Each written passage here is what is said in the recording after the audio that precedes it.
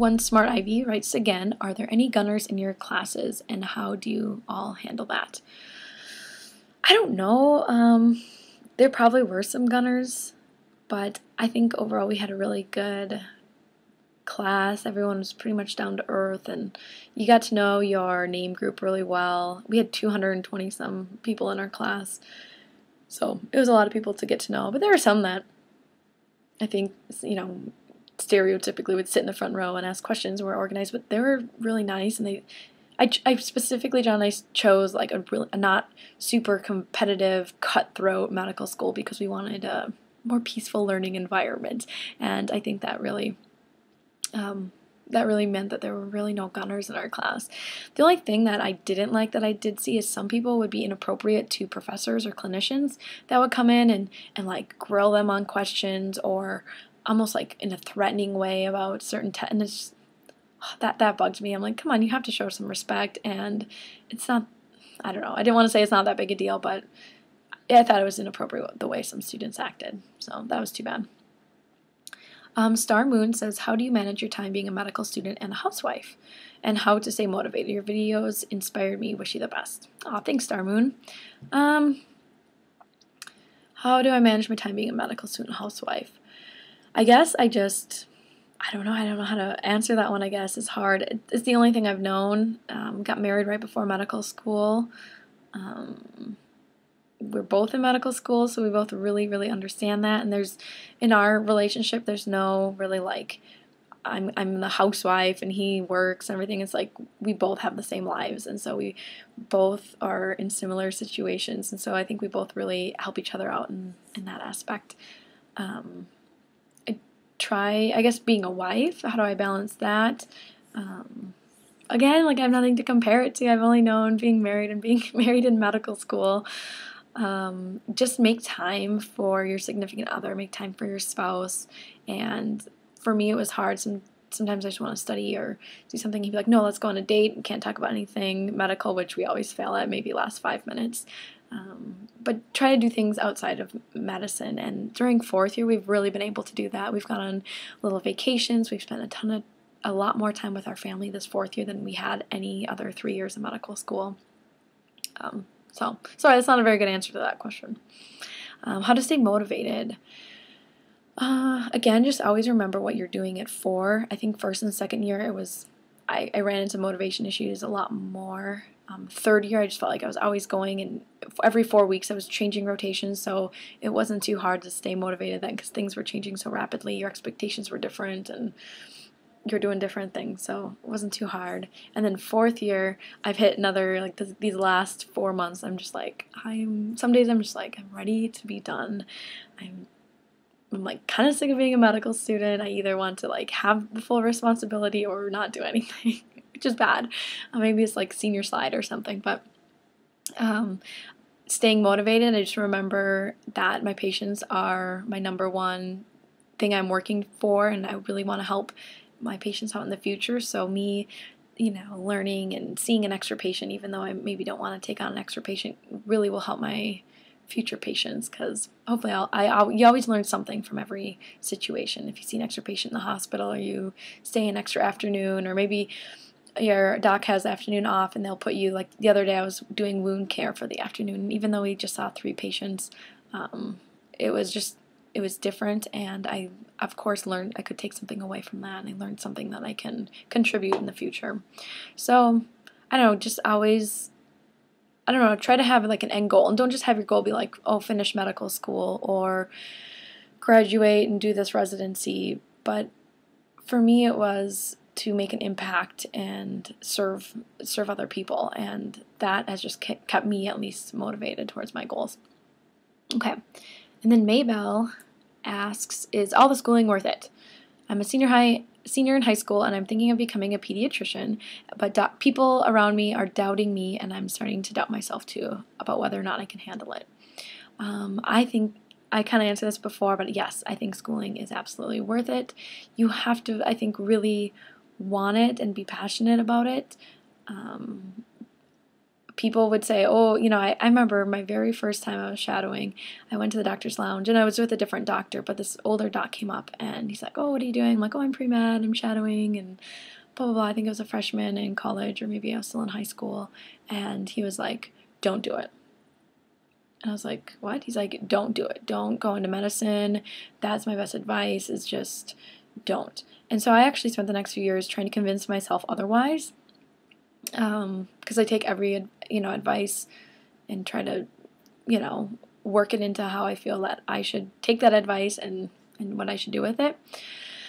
And I could not convince myself otherwise, and I'm very happy I've decided to go on with medical school and to go on to be a family physician, and I could not be more excited. So if you really want to be a pediatrician and you really want to go into medicine, then I say go for it. But again, shadow, know the ins and outs, maybe try to convince yourself that it's not worth it, and you might find yourself being like, who am I kidding? I can't imagine doing anything else, and you'll convince yourself to do it. But I think you can handle it if you really, really want it.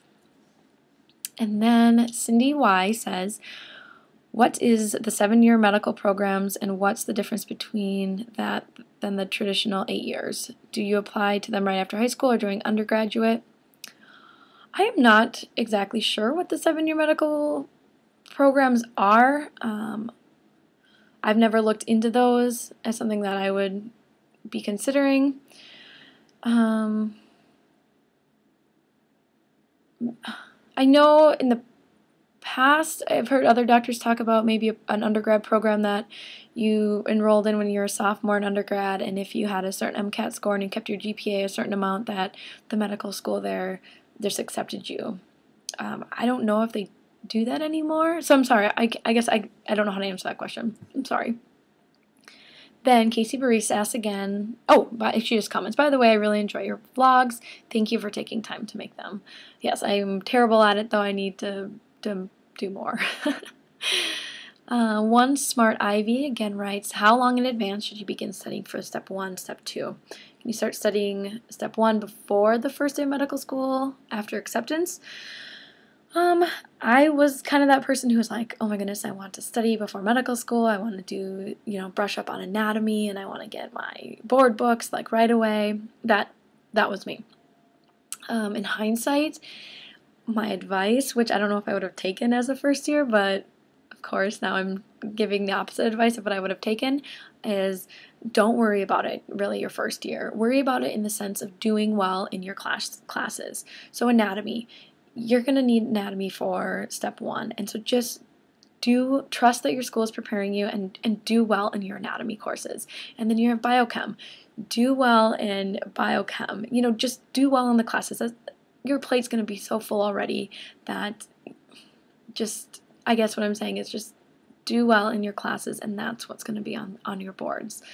I would say start studying step 1.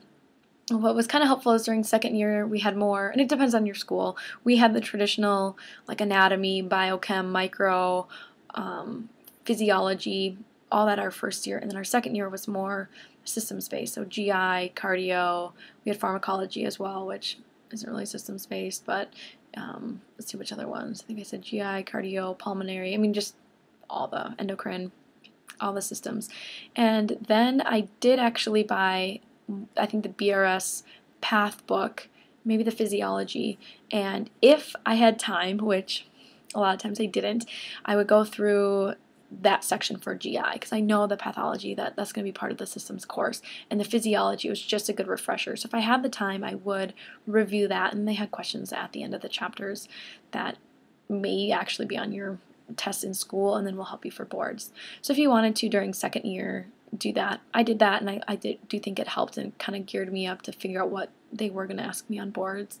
And then during the winter is when I started really planning out my study schedule. I knew at that time how I studied in medical school and how I retained information, which is something that I think you have to learn as you go, and so that really helped me to figure out how I wanted to study for step 1 and step 2. So for step 2, start studying, I think, the day you hit your third year clinicals and your rotations. Our school, we had to test like at the end of every rotation, and they had a syllabus. So do the things on your syllabus, do well on your shelf for COMAT exams, and I had, I think, ComBank throughout the year, and that's how I studied. I honestly kind of, not hardcore studied, but I studied throughout, the third-year rotations. And of course, anything your preceptor asks you to read up on, like, they're going to know. I don't know if you can hear that, but that is my bed. I don't know if you can notice that I'm sleeping in a nursing home, and I get to sleep on a hospital bed, and it's plugged into the wall, and it's like an air-filled mattress, and it helps you not get pressure ulcers, I'm thinking. So anyway, sorry, that was a tangent. So that's my advice for step 1 and step 2. One smart IVS again, I think, oh, she just said that's enough questions for me. You think, LOL, just trying to help. Oh, another one from her. Would you suggest studying anatomy or any other subject you've already taken before beginning med school? I did anatomy quite a bit in undergrad, and I actually was a TA for the cadaver lab, and I feel like that maybe was 5 to 10% of like my actual anatomy in medical school. So I don't want to say it didn't help. I mean, I was very comfortable with it. I knew some of the basics, but it's just a whole nother ball game, the anatomy in medical school. I think you need to, again, rest, recover, recuperate, get ready, pump yourself up for med school, maybe management, how you best study, and then just stay on top of it while you're in med school. I don't really suggest studying a subject. Maybe if there's one that you really struggled with and you didn't do so well in a class in undergrad, maybe read up over that stuff just so you're kind of at the same level everybody else is when you start. You don't even have to do that. Asa UBTH, I don't know how to pronounce that, says, could you talk about how much time you spend studying and how much time at the clinic? Do you get a lot of free time? And do you read material while you're out, or while you are on the rotations? Third year is a little bit different just because we did have exams after every rotation, and so I was probably at the think of the clinic like, 8 to 5. Well, it's usually like 8 to 6 because you might see your last patient at 5, and there's always things to do after that. Depending on the rotation, that's just an outpatient one. A lot of mine took call, and so they would admit patients to the hospital, and so some mornings I had to be up seeing patients at 7:30 in the hospital, and clinic didn't start till 10. So you did hospital and clinic every day. Surgery rotation, of course, was earlier. My sub-internships were, I had to be at the hospital at like 4 or 5:45. So it depends, but a good chunk of your day is spent at the clinic, at the hospital. And then how much time do I spend studying?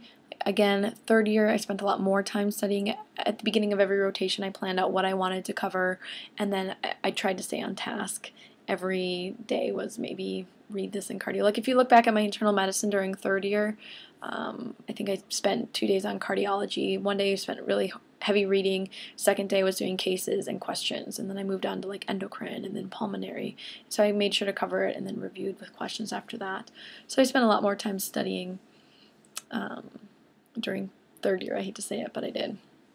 But I think that really helped me out fourth year. Fourth year I felt a lot more comfortable, and I don't study as much, but I do find myself, if we have an interesting patient that comes in or there's something I don't know, I'll go to Up to Date, or I'll go look for a review article, or I'll go to Harrison's online and print off the chapter just to brush up on it and to really know like my plan of action. So I don't know, I'd say I maybe spend total of 6 to 8 hours a week studying fourth year, and I probably spend 4 hours a day studying during third year. Again, those are all just ballparks and dependent on the rotation. Do we read material while you're on rotation? So yeah, when I was on rotations, I come home and study, but some rotations actually, when I was on sub-Is and I was with the residents, obviously your mornings were spent rounding on patients, and you're usually busy until lunch, and you just have like a noon lecture, and then your afternoon, depending on what you were doing, sometimes I'd stay at the hospital with the residents and admit, and some services were slower than others. We'd maybe only get 1 or 2 admissions, or we might get 5, or you might have 0 for the whole afternoon. And so I would encourage you, instead of just, obviously hang out with the residents, get to know them, but you can use that time then to study up on things that you want to brush up on, or things you're going to see a lot are things like, oh, I really have admitted 4 patients with pneumonia. I really want to get that down, and I want to figure out if I'm the resident, which will be soon, what are my initial orders going to be, what am I looking for, what's my admission criteria, and such. So I did that while I was at the hospital on the rotation waiting to admit patients. And the free time question, 3rd year, again, like, it's kind of a unique situation. We are traveling, we're in like a different location every 4 weeks, and so during your free time, sure, we had free time, but there wasn't really anything to do. If you're in like your home city with other friends, and you could hang out with them all the time, but we didn't. But we did got 8 weeks of vacation between 3rd and 4th year, and our school encouraged us to use that during our 4th year, and so I've had now 6 weeks total of vacation. 5 weeks total of vacation, and we have just spent that with family and friends. And 4th year, we've had a lot more free time, and also on the weekends, like, I'm more prone to go up. Like, we went home for Thanksgiving. It was a crazy, like, 13-hour drive back to see family, and then 13-hour drive just a few days later to see him again. So yeah, you get more free time as the years go on. 1st year, not so much. 2nd year, not so much. 3rd year, a little bit more. 4th year, a lot more. So